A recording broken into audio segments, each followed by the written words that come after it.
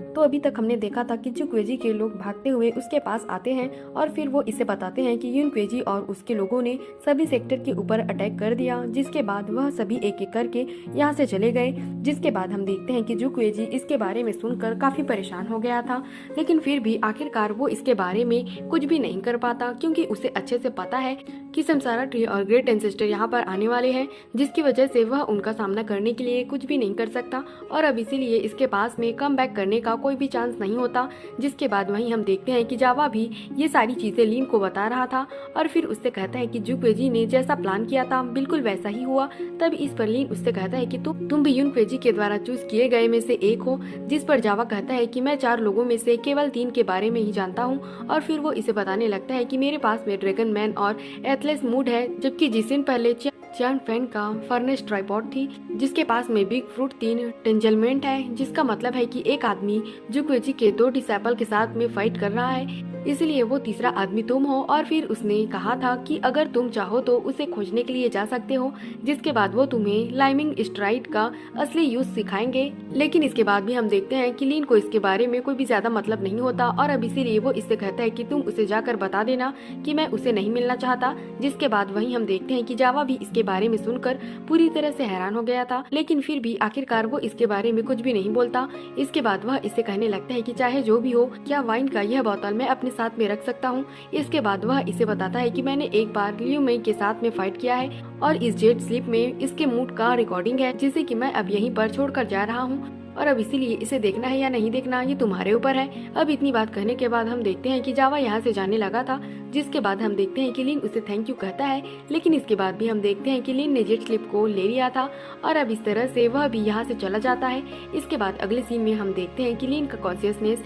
एक लड़के के पास आता है, जिसे देखते ही वह पूरी तरह से हैरान हो गया था। तब इस पर लीन उससे कहता है कि यह तो बहुत ही इंटरेस्टिंग है, क्योंकि तुम तो अभी केवल सोल ट्रांसफॉर्मेशन के मिडिल स्टेज में हो, लेकिन इसके बाद भी तुमने मेरे प्रेजेंट के बारे में फील कर लिया। जिसके बाद वह लड़का इससे कहने लगता है कि सीनियर आप मुझे छोड़ दो, क्योंकि मैं यहाँ इनर स्किल को प्रैक्टिस कर रहा था। जिसके बाद उस समय स्पिरिचुअल कॉन्शियसनेस के बारे में मैं पूरी तरह से चौकन्ना था, लेकिन तभी लीन उससे पूछता है कि आखिरकार तुम हो कौन। जिस पर वो लड़का इसे बताता है कि मेरा नाम काओ यूडू है और मैं टियान यूनसी के मेटल सेक्टर से हूँ। जिसके बाद हम देखते हैं कि लीन आखिरकार पूरी तरह से इसके सामने आ गया था और फिर उससे कहता है कि फिर तुम सुजाकू पर क्यों हो। जिसके बाद हम देखते हैं कि अब वो लड़का काफी डर गया था और फिर उससे कहने लगता है कि मेरी बॉडी डिस्ट्रॉय हो गई है, जिसकी वजह से मैं केवल ह्यून सेक्टर से ही बॉडी को खरीद सकता हूँ, लेकिन असल में बात ऐसी है कि मैं इसकी कीमत को अफोर्ड नहीं कर सकता, जिसकी वजह से मैं फिर से सुजाकू स्टार पर ही आ गया ताकि इस तरह से मुझे यहाँ पर कुछ मिल सके। तब इस पर लीन उसे कहता है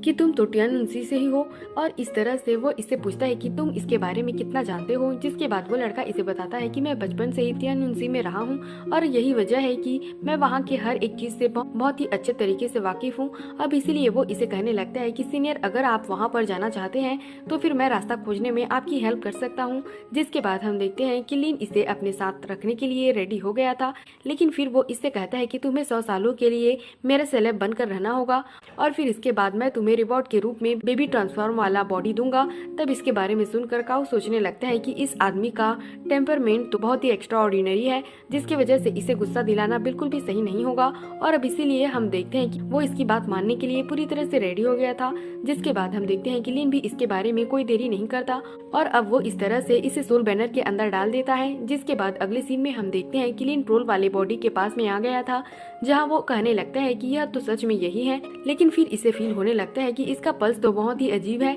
इसलिए वह सोचने लगता है कि अगर मैंने इसके ब्लड को ले लिया तो फिर यह डेथित के लिए बहुत ही ज्यादा फायदेमंद होगा। जिसके बाद हम देखते हैं कि लीन जैसे ही इस पर अपने पावर का यूज करने के लिए रेडी हो जाता है, तब वो ट्रोल इससे रिक्वेस्ट करने लगता है कि मुझे बचा लो, लेकिन तभी हम देखते हैं कि लीन ने अपने इमोर्टल स्वॉर्ड का यूज करके इसके ऊपर अटैक कर दिया था। जिसके बाद अचानक से उसमें से बहुत सारे वेंस आने लगते हैं, लेकिन इसके बाद भी हम देखते हैं कि लीन अपने आप को बहुत ही आसानी से बचा लेता है, इसलिए उसे इसमें कुछ भी नहीं होता। तभी लीन कहने लगता है कि इमोर्टल स्वॉर्ड से भी अटैक करने पर इस पर कोई ज्यादा असर नहीं हुआ, जबकि इसके वेंस तो पूरी तरह से बाहर आ गए। जिसके बाद हम देखते हैं कि लिन इसके बारे में कोई देरी नहीं करता और अब वो इस तरह से इसके ब्लड को लेने के लिए रेडी हो गया था। लेकिन तभी वह ट्रोल इससे कहने लगता है कि अगर तुमने मुझे यहाँ से बचाने के लिए हेल्प किया तो फिर मैं तुम्हें ट्रोल क्लाइन का एक ट्रेजर दे सकता हूँ। लेकिन इसके बाद भी हम देखते हैं कि लिन को इस बात से कोई मतलब नहीं होता और इसीलिए वह केवल ब्लड लेने के लिए ध्यान देता है। तभी लिन को पता चलता है कि इसमें तो एंशिएंट गॉड का भी पावर है और अब इसीलिए वह समझ जाता है कि यह आदमी बहुत ही यूजफुल है। तभी वह ट्रोल से कहने लगता है अगर तुमने मुझे यहाँ से रेस्क्यू करने में हेल्प किया तो फिर मैं तुम्हें ट्रोल क्लैन का हेवन आयरन दे सकता हूँ जिसका यूज करके तुम सुजाकू स्टार के सारे ट्रोल को कमांड कर सकते हो। इसीलिए हम देखते हैं कि वह लगातार इसके सामने रिक्वेस्ट करने लगता है और कहने लगता है कि तुम मुझे यहाँ से बाहर निकालो क्योंकि मेरा ट्रोल बॉडी एक स्टार कंपास के जैसे है, इसीलिए मैं तुम्हें बहुत ही आसानी से उन जगहों पर भी लेकर जा सकता हूँ जहाँ पर कि जा पाना बहुत ही मुश्किल है। इसके बाद हम देखते हैं कि वह फिर से इसके सामने यहाँ से बचाने के लिए रिक्वेस्ट करने लगा था और फिर कहने लगता है कि अगर तुमने मुझे यहाँ से बचा लिया तो फिर मैं तुम्हारी हर एक बात मानने के लिए रेडी हूँ। इसके बाद वह इसे कहने लगता है कि तुम मेरे ब्लड को ले लो, जबकि मेरे पास में तो अभी भी बोन मैरो है जिसके पास में ब्लड से भी ज्यादा एसेंस है। लेकिन इसके बाद भी हम देखते हैं कि लिन इतने आसानी से इसके बातों में आने वाला नहीं होता और वह समझ जाता है कि इसमें जरूरी कोई गड़बड़ है। फिर वह कहने लगता है कि यह तो जानबूझकर इसके बारे में डीले करना चाहता है क्योंकि अगर मैंने इसके ब्लड को ले लिया तो इसके वजह से की कमजोर हो जाएगा, जिसकी वजह से इसके लिए तो बाहर आ पाना बहुत ही मुश्किल हो जाएगा। लेकिन उसने तो इसके बारे में कुछ भी नहीं कहा और फिर वह कहने लगता है कि हेल्प मांगने वाले आदमी के पास में ऐसी मेंटेलिटी नहीं होती। अब इसीलिए हम देखते हैं कि वो इस पर इतना आसानी से यकीन करने वाला नहीं होता और फिर उससे पूछता है कि तुम कौन हो। तब इस पर वो इसे बताता है कि 10,000 में ट्रोल क्लैन का रेगी हूँ। जिसके बाद हमें पता चलता है कि इस समय उसने इमोर्टल क्लैन के खिलाफ में फाइट किया था और इस तरह से उसने इसमें लेवल 9 वाले 3 स्पेल कास्टर को मार दिया। लेकिन फिर उसके बाद वहाँ 11 वाला स्पेल कास्टर आ गया जिसकी वजह से रेगी उसके सामने ज्यादा कुछ नहीं कर सका और फिर इस तरह से उसने इसे यहाँ पर कैद कर दिया। जिसके बाद हम देखते हैं कि वो फिर से इसे बचाने के लिए रिक्वेस्ट करने लगता है। फिर वह कहने लगता है कि अगर तुमने मुझे यहाँ से बचा लिया तो फिर सभी ट्रोल तुम्हें अपना लॉर्ड मानेंगे। लेकिन तभी अचानक से हम देखते हैं कि लिन यहाँ से जाने के लिए रेडी हो गया था और फिर उसे कहने लगता है कि मैं तुम्हें यहाँ से नहीं बचा सकता क्योंकि असल में ऐसा कुछ भी करने से मेरा अच्छा नहीं होगा, इसीलिए मैं तुम्हें यहीं पर ही छोड़कर जा रहा हूँ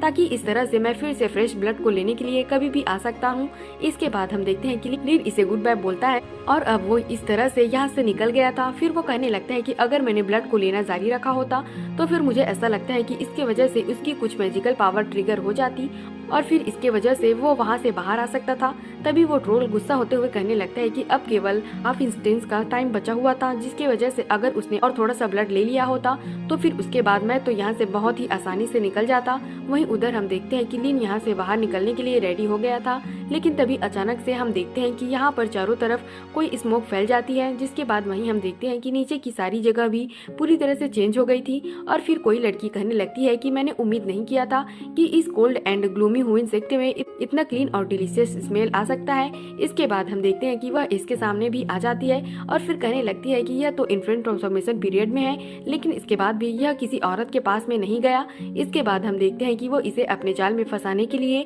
तुरंत इसके सामने आ जाती है और फिर उसे कहने लगती है कि क्या तुम स्प्रिंग ब्रीज चाहोगे। दोस्त दिखाते हुए यह एपिसोड यहीं पर खत्म हो जाता है। तो अगर आपको एक्सप्लेनेशन अच्छी लगी हो तो हमारे चैनल को सब्सक्राइब और लाइक जरूर करना। Thanks for watching.